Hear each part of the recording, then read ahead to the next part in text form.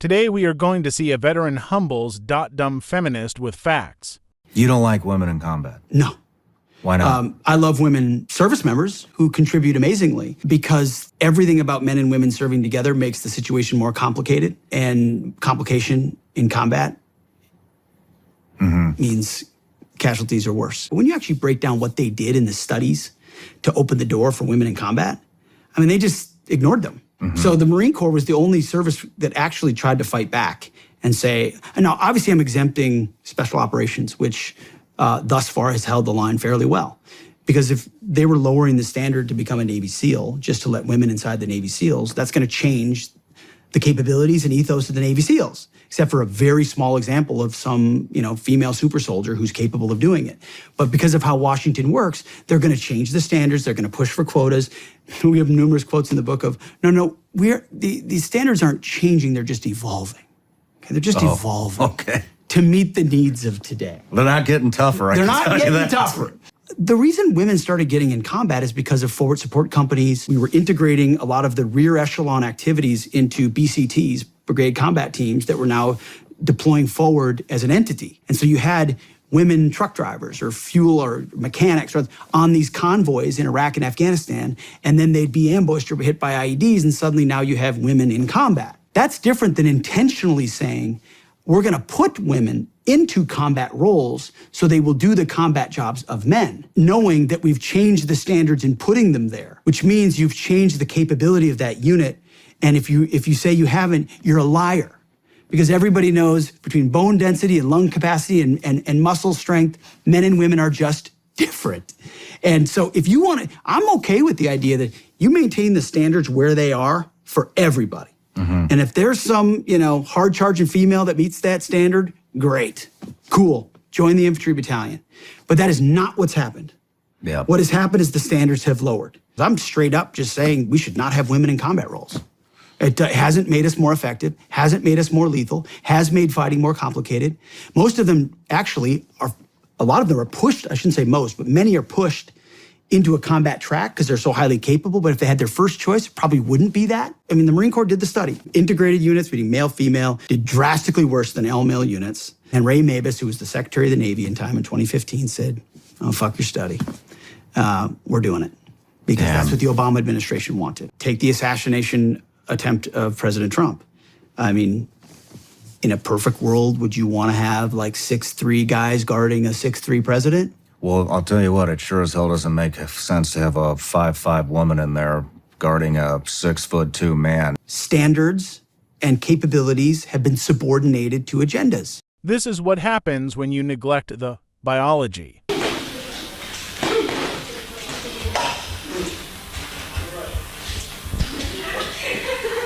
Oddly satisfying, isn't it, as men seeing women getting beaten?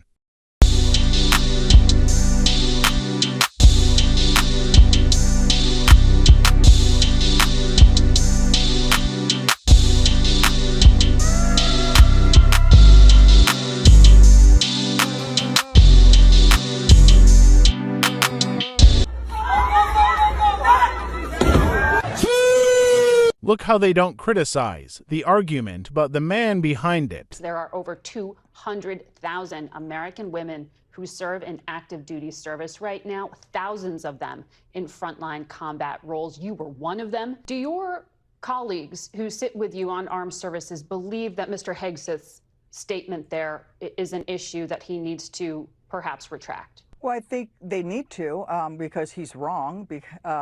Our military could not go to war without the 220,000 plus women who serve in uniform. The women in our military does make us more effective. And so he's just flat out wrong. Our military could not go to war without the women who wear this uniform. And frankly, America's daughters are just as capable of defending liberty and freedom as her sons. Having served in combat yourself, what do you think of the idea that women make fighting more complicated? That was specifically what he focused on. Well, it just shows his lack of understanding of where our military is. He was a pretty low-ranking guy in the military, and he never had a command position. He was a platoon leader, I think, once or twice, but he never even commanded a company. And so this is a man who is inordinately unqualified for the position. Women actually make our military more effective. Keep telling yourself that, darling. After 39 years of career as a combat arms officer and risking my life in many operations across the world, I can't believe that in 2024, we still have to justify the contribution of women to their defense and to their service in their country. And all the women sitting here in uniform, stepping in and deciding to get into harm's way and fight for their country need to be recognized for doing so. So again,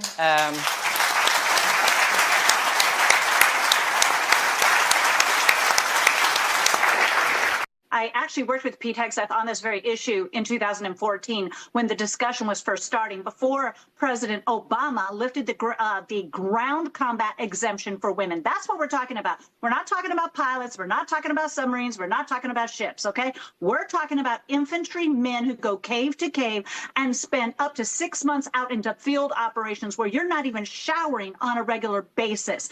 It is one of the most detrimental jobs, most physically demanding jobs. And I will tell you, women cannot equally defend themselves against a fellow fighter who usually fights on methamphetamines. It's equivalent to putting a woman in a mixed martial arts cage with a man. Even the best female athlete is not going to be able to sustain herself. Why? Because we have 45% less muscle mass, 20% less lung capacity. I'm going to take it one step further. The Marine Corps was the only branch of service that stood up to President Obama on this very issue. They said, we're going to do a study and prove to you whether it works or not. 9 months, they went out into field operations. They had women graduate infantry training school. They enlisted and then went out to 29 Palms, one of the most desert training environments, and demonstrated whether women could sustain with men. The integrated units with women and men were only 60% effective compared to non-integrated, only male-based units. Even the most qualified woman is always going to bump a more qualified man. The women that have gone through infantry officers course always continue to fail until they had to modify the requirements in order to have women pass. And very small numbers have. And one of the first women who had already graduated the school already has had to be discharged because of the physical limitations that have had upon her body. They have 20 to 30% more physical injury. Why is that? We don't have testosterone and our muscles cannot recover. Captain Katie Petronio played ice hockey in college. She squats 200 pounds and benches 145 pounds. She's already seen combat, 2 tours, one in Iraq and an even tougher one in Afghanistan. She ranked 4th out of 52 candidates in officer candidate school. I wrote this article because 5 years ago, when I finished the basic school and just pinned on as an officer, I would have fully supported integration of females into the infantry. After 2 combat deployments, my perspective on this has completely changed. Women will go through this combat endurance test, which has elements similar to the hand-to-hand combat shown here in this Army training video. And Captain Petronio worries that as the Department of Defense looks at ways to level the playing field for women, they may be harming female troops in the end. 2 combat tours taught her she wasn't physically as capable as her male counterparts. I found that I broke down and had muscle atrophy and weight loss at a much faster rate and noticeable rate than my male Marines. I found myself tripping constantly, my legs buckling, falling during firefights, having a hard time responding to enemy contact as far as my response time from when I initially got to country. Turns out war is not about equality, it's about surviving. Women don't belong in combat jobs. That's as simple as I can state that. Now, JoJo here says a female member of my family served in combat. She went through the exact same rigorous training as her male counterparts. She passed all of it, and then she went out there and put her life on the line for all of us. So anyone who says women shouldn't serve in combat can fuck off. Well, I guess that means me, because JoJo, no, she didn't. Because in every school in the United States military, with the exception of Ranger School and other special operations trainings, the female standards are lower than the male standards, meaning that women can be less fit, fast, and strong and still attain the same passing grade that men do. But when your standards are lower and you're not as fit, fast, or strong as your male counterparts, that makes you a less capable warfighter. That makes you lesser than. Now, JoJo, you want this to be true? That's fine. Give women the exact same physical standards that men have. Make women achieve the same standards in the PT test, the same standards in everything we do, and then you'll have equality. No, women should absolutely not serve in combat roles in the military. And I say this as somebody that is a decorated U.S. Army infantryman. I had a combat infantry badge, and I have 2 deployments in the Middle East. Women should not be serving in combat roles because, number one, most of the time, they are just not strong enough to do so. Now, when I served in my infantry unit, it was all male. They do not allow women in the combat infantry. And one of the reasons is because they're not physically capable enough to do the job. And the push to shove women into combat roles in the military has nothing to do with whether or not women actually really wanted to do this. It has to do a lot with the woke agenda that has been pushed through the military during the Biden administration and probably over these past 10 years. And if you look into the women that really have been placed into these combat roles, all of the qualifications, both physical and everything else, have been lessened so that these women can be there and so that, you know, the Biden administration and all of these people could get some woke points. It's just not a place where women belong. Flashback. A new bill before Congress would require young women for the first time to register for the draft just like young men. What? Ladies 18 to 26, hope you're ready to get drafted. It is not just the boys. No, I can tell you right now you don't want me. Take one look at me. You think I can defend our country? I can barely defend myself in an argument. Why do women even have rights? I want to go back in time to when we had to be in the kitchen, no voting, no working, no rights. I'm fine with that. I don't want to go to war. I'll be in the kitchen making Pookie a sandwich until he gets back. I'm cool with that. Drafted into what, my guy? I can't even argue with someone without crying. I'm gonna show up in my UGG slippers, my Stanley Cup, with my Dyson Airwrap. I hope my acrylic nails don't fall. Who do you think you're talking to? We're literally all mentally ill. Disqualified.